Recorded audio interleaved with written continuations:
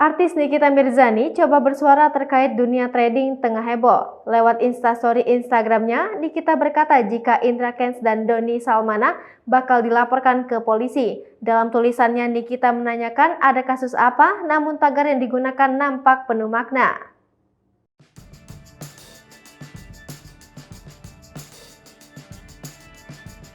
Ia pun berkata bahwa tidak ada di dunia ini orang yang kaya mendadak, kecuali pakai pesugihan atau memelihara tuyul.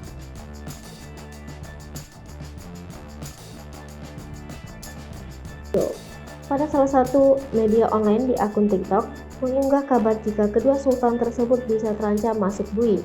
Keduanya berurusan dengan pengadilan lantaran dituding sebagai afiliator aplikasi ilegal.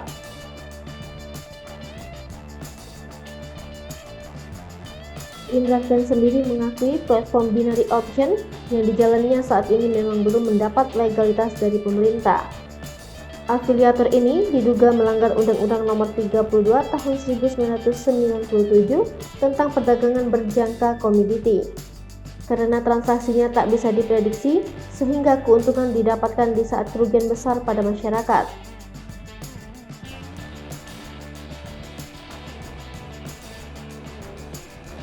Dengan bisa dituntutnya menggunakan pasal tersebut, tentu saja membuat kasus ini bakal berbuntut panjang.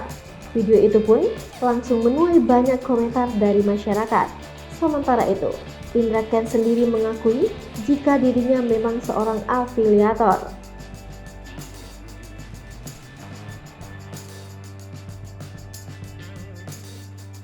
Indra Kents mengatakan, awalnya dia hanya trader dan secara tidak langsung mempromosikan.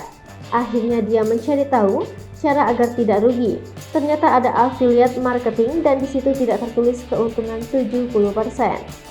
Ia bahkan mengaku tidak mendapatkan bayaran dari platform tersebut jika tidak merekrut member.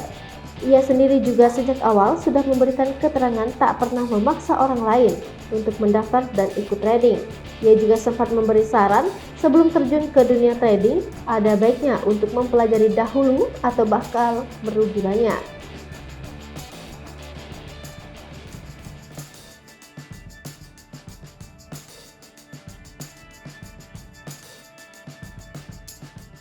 Hai pemirsa Sri Popo TV, jangan lupa komen, like, dan subscribe, serta tonton terus berita-berita terupdate